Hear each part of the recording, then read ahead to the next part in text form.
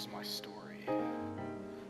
Be 16, be black, have family from Alabama. They farm, own a huge amount of land in Huntsville. Uncle owns a big house, bunch of trailers they put out in the woods for hunting or camping. Down south, cousin suggested we go out there and camp. No, I'm a city kid from Chicago, but they tease the fuck out of me. Collect food, kill a pig, some chicken, bring the necessities to camp for a few days. We go to the camp, there's obviously something weird. The air is weird, electric smell, like right before a storm, or like ozone. We think nothing of it and unpack, down to a little creek, swim for a few hours. All of a sudden, an older white guy and teenager come out of the bushes. He has a shotgun in the crook of his arm and says hello, and asks us what we're doing as far back in the woods. Tell him about my uncle. He knows, and he says we're camping out. He tells us we need to be real careful out here and stick together. There's a big animal in the woods. His son, who's my age, asked if we can hang out. He could hang out with us. He says, okay. I'm gonna stop green texting because the story is fairly long and the format is hard to write in. So we end up playing football, dicking around with me. There's the white kid Tanner, my 5 cousins, and 4 of their friends. In total, there were 5 girls and 6 boys. We were all around 15 and 17. We just ended up dicking all around all day. So we head back to the camp, pulling some stuff out for a campfire. Even though the trailers had kitchenettes, Tanner says his family properly sits up against my uncle's. He wants to run home and ask his dad if he can come camping with us. My cousin Rooster says he's going with him since it'll be getting dark soon. One of the girls also wants to tag along.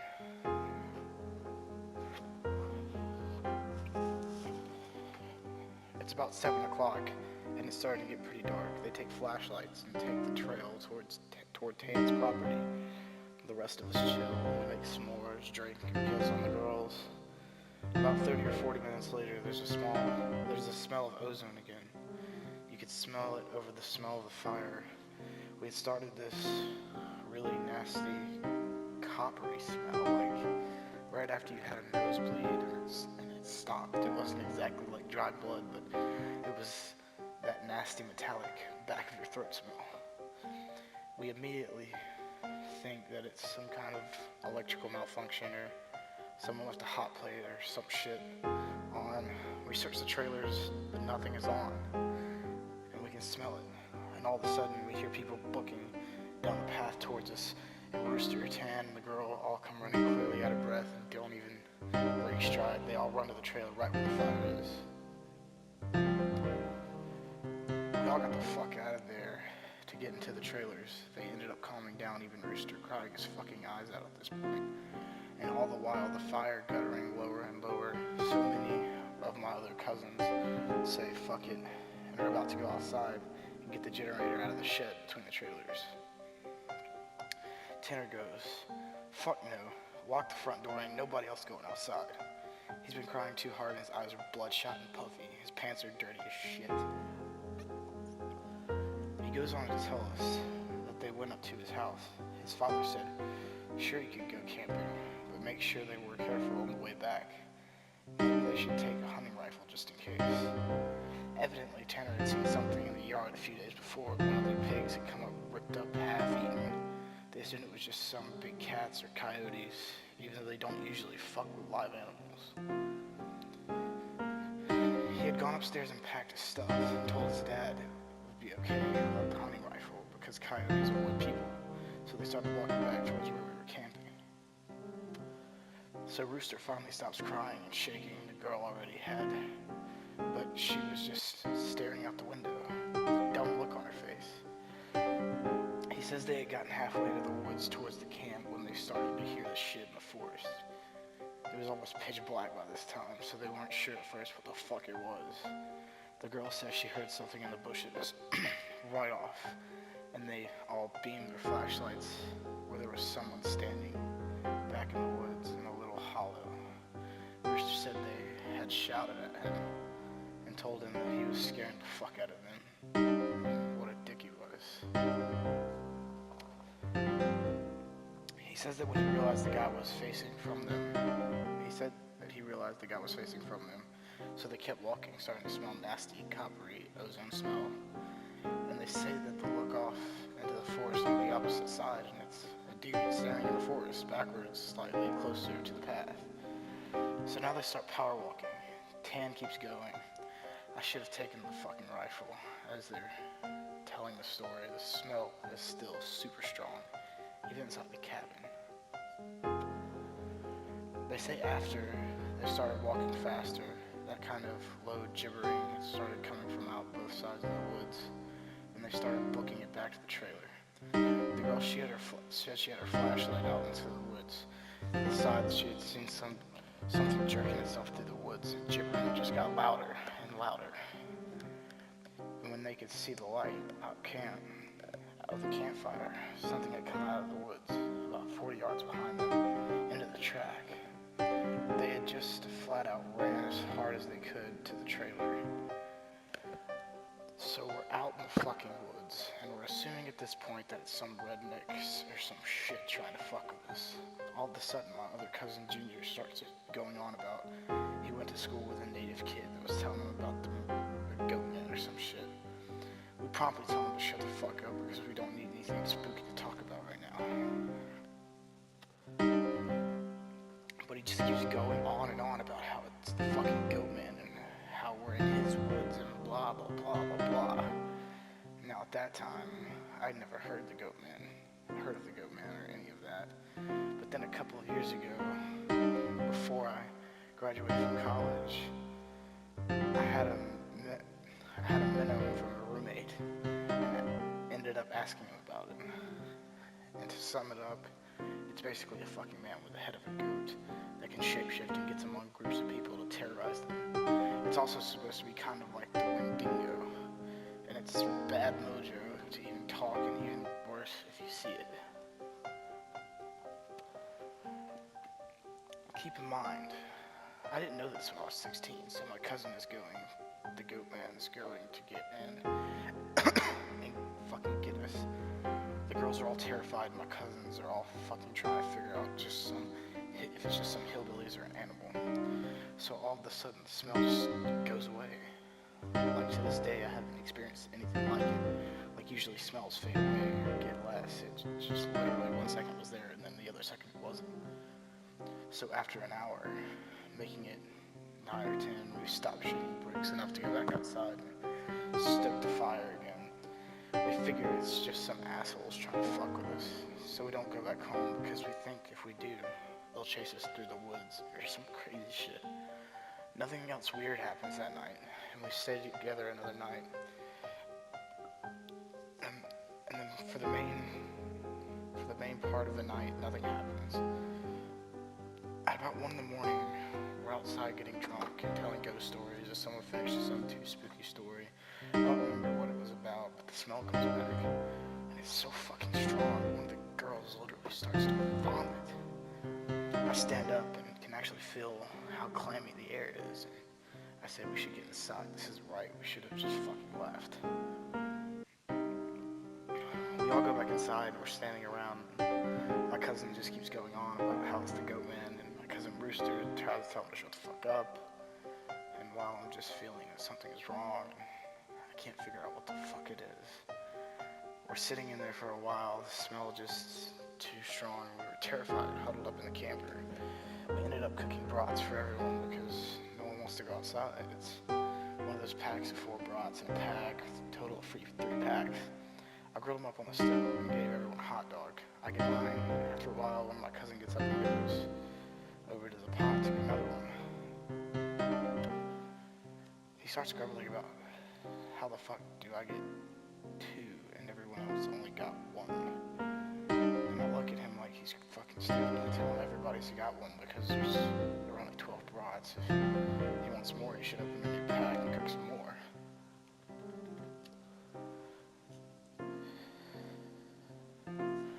That's when the girl that had been out with Rooster and Tan just started screaming, "Oh Jesus, oh Lord, get me out, get out."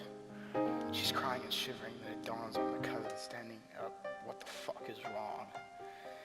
Me and him both glance around the room and then feel my heart sink. I run the fuck out of the cabin. The girl runs out with us. The trailer door is banging against the side of the trailer as everybody books out of the cabin.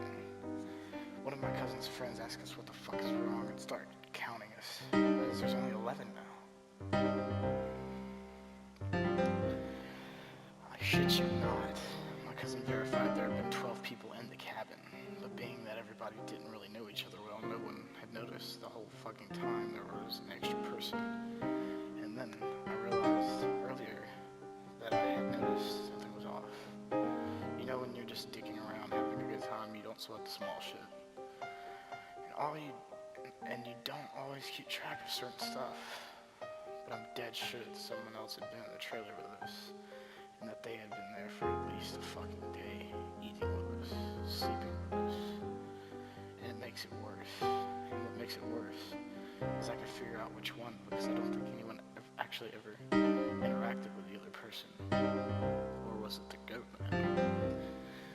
The girl kept praying to Jesus while we were all outside, and eventually we got a big ass sticks and went back into the cabin. There was nobody there. We count again. 11 people. We go back into the trailer, and the locked door. We explain what the fuck happened, and the girl says that she realized that he was about to say something. The person sitting next to her grabbed her leg and hard and leaned over towards her and said something she couldn't understand. So we are pretty much scared as fuck, and we huddled together, and I fell asleep. When I wake up, the sun's just coming up, and half the people are asleep, and half the other people are packing their shit. That's what I should have been doing.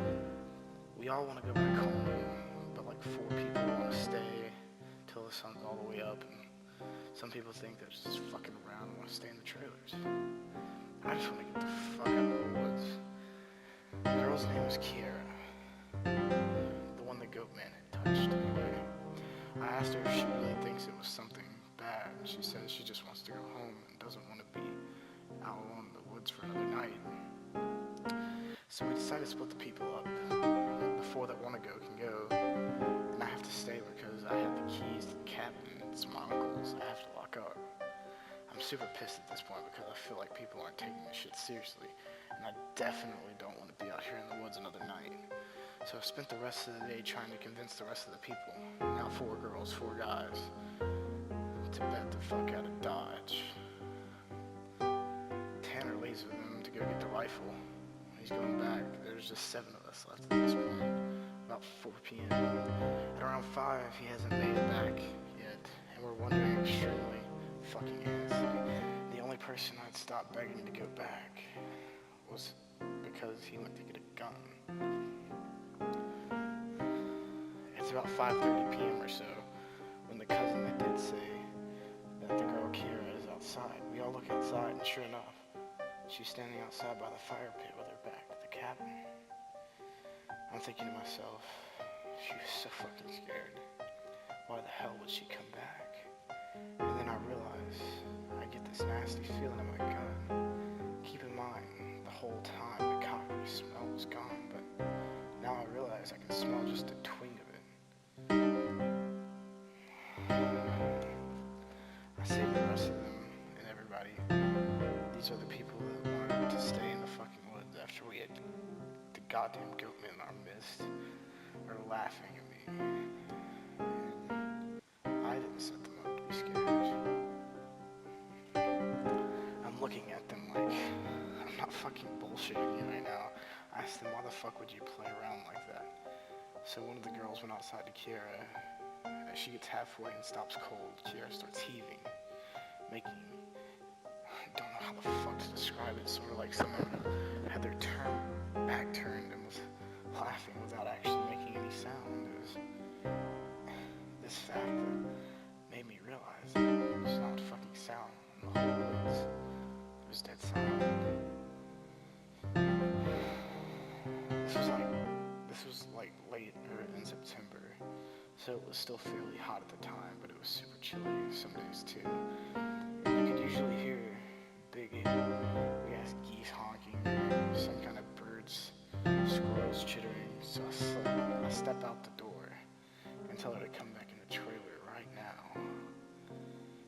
She backs up into the trailer. We lock the fucking door. We pull the shades down except for one and put a guy there in the chair to watch her. She stands there for another 20 minutes. The guy turns to say that she's still there. And there's a huge bang on the door. We all jump up and scramble to the living room. The banging is super loud. He looks around the room, gets super pale. He pulls me to the side near ear. He says, "You know, there are only 7 of us in here, right?" You get that feeling where your stomach drops to your nuts. It had been back inside the trailer where we were sorting out who was going where. And when we all went outside to talk to each other earlier that day, it had just slipped back in.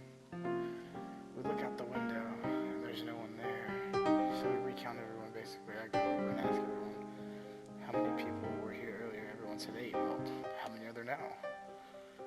They all do a count and realize there's only 7 people in the cabin. So Tam brought back a couple of boxes of ammo from his rifle, and he had told his dad there was some kind of animal in the forest because he didn't think his dad would believe him if he said there was a goat man. I know I wouldn't. He says that his cousin's supposed to be coming down in a few hours. We can all go back to his place. His cousin will drive us home. Now I'm really fucking terrified, but at least I feel better because we can be American and shoot the fuck out of whatever it is that comes back. But then my cousin gets into a huge argument with the girls because she thinks that I'm trying to be funny and prank her. She's getting really scared and tells me that I'm not funny. He keeps telling her that I'm not that kind of person. Well, how do we know the girl wasn't just Tanner in a wig? Or if it's really the goat man? Or how do we know that this is real Tanner and the goat man didn't just kill Tanner in the woods and take his gun? So we fucking get into a huge argument about this, where me and Tanner are like, we should seriously be in danger because at the very least someone's been sneaking themselves into our fucking trailer without knowing and mingling amongst us. The worst part of it was there was something bad in the forest fucking with us. One of the girls is crying and says she wants to go right now. And we're trying to tell her that that's a no fucking go because none of us are walking through the woods in the middle of the night. At this point, the sun is starting to go down, and it's getting a little cloudy. We eat and turn on the radio for a while, but we can't really get any stations with anything decent, so we turn it off.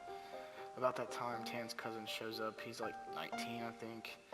At this point, the sun is barely over the horizon. He has one of those heavy-duty lantern flashlight things and another rifle. He walks up to the trailer and we whisper to Tan, asking if he's sure that's his cousin. He says yes. The guy looks behind him and all around the camp. He kind of glances at us all, looking a little confused. He says, "Where's your other buddy at?" I figured she would meet up with me at the cabin. Is she a little slow or something? He also asks what we've been cooking in the cabin because it smelled like bloody hot pans all the way in the trail. We were like, no. But we asked him, what the fuck is he talking about, the girl we saw? He had come down the same trail Tan had been using and he had come up on. One of your guys' buddies standing in the middle looking at him slack-jawed. He had asked her for a bunch of questions, but all she did was look at him. Then she smiled at him and kept walking, but she couldn't seem to get up with him and kept lagging a little behind him. He said he asked her if she was hurt or something and she didn't need any help, but she continued to stare. Eventually he was walking and turned around a bend in the trail, but when he turned around to look back to see if she was okay, the trail was empty. He had assumed she'd taken some kind of shortcut.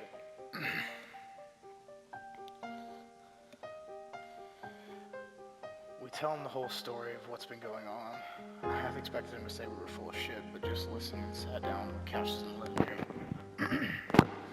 Tanner's cousin gets back to the girl. He says when she had kept trying to lag behind him, it had kind of weirded him out. So he tried to keep her in front of him. But no matter. how slow he walked. She was always lagging a little behind. And all that he smelled was this nasty smell, and it got stronger as he got by the camp. He said eventually it got really strong, and she had something really low that he didn't catch. He turned. She'd been right the fuck up on him, and he stepped back from her. It was at this point that he asked her if she was okay, and if she wasn't him to carry her back the rest of the way. She just kept staring.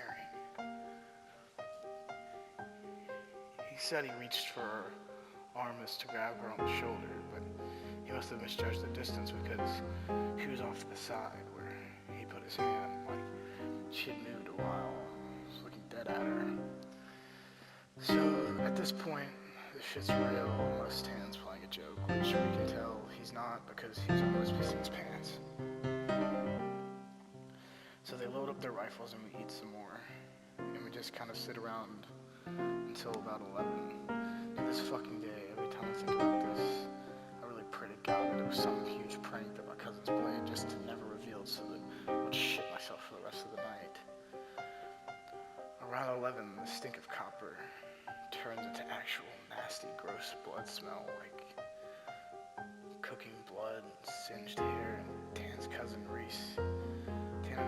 Reese get the fuck up and instantly grab the rifles.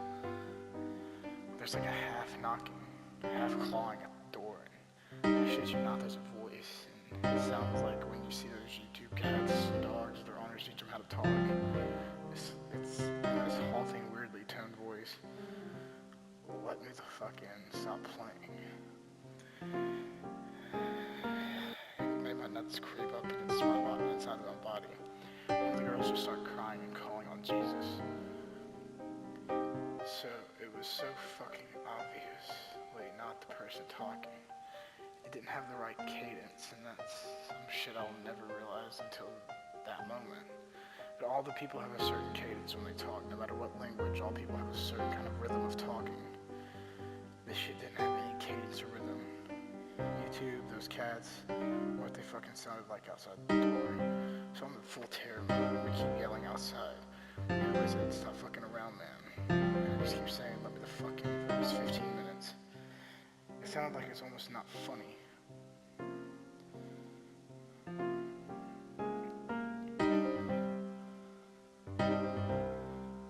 So the smell goes away for a while, and for the next hour or so we can hear someone basically creeping around the woods. Finally the smell fades away and it's around 2 in the morning. Reese says, man, fuck this, and opens the door and walks outside with his rifle. He fires a shot in the air and says something to the effect of Jesus Christ, go away. He fires 2 more times, and then from the woods right up against the river across the trailer, it sounds like something is slow gibbering and hooting. Then starts screaming, almost like the sound of a woman and a cat in a bag screaming together.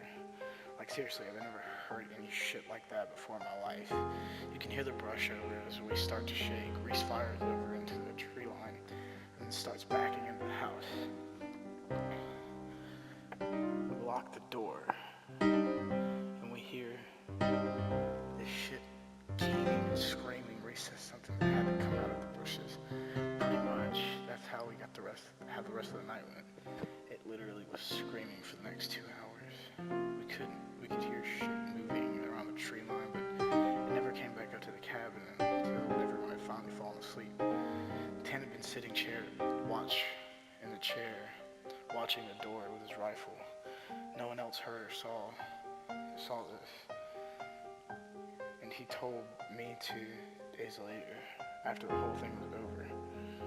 He said he had been nodding off after the screaming noises stopped, and he had been almost asleep when he saw someone come out of the bathroom and then lay down in the middle of the floor and go to sleep. He just assumed it was one of us and nodded off. He said he kind of realized something was wrong, pretending to sleep. As he counted us, there were 9 people in the cabin. He basically didn't try to shoot the fucking thing in the cabin and have it kill us then and there. Or Reese wake up and start shooting, and then we kill ourselves, so we just stayed awake all night pretending to be asleep. He said sometimes it would stand up and kind of do this weird jittery thing, or heave like it was laughing, but then it would never play back down. The story closes pretty weak because because from my perspective, nothing happened. We woke up and noticed that Tam was a little jittery and that he was avoiding looking at all of us. But we ate breakfast, packed our shit, and started walking to his house. He stayed last in the cabin. He'd lock the door and bring my uncle's key.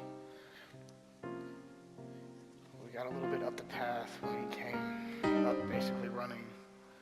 We jogged back to his house. His cousin took us there. There was a window in the bathroom. Tan had gone back to the lockup and look in there. He said it was a window that we were stupid to lock. There was no screen on it. The window was fucking up when it went in there. I'm guessing it had been doing that all along, waiting for us to fall asleep and then slip in and get among us. It walked with us. The goddamn thing walked with us all the way back to the house. And then he said it lagged back to the group and then looked him dead in the eyes and just walked right back into the woods.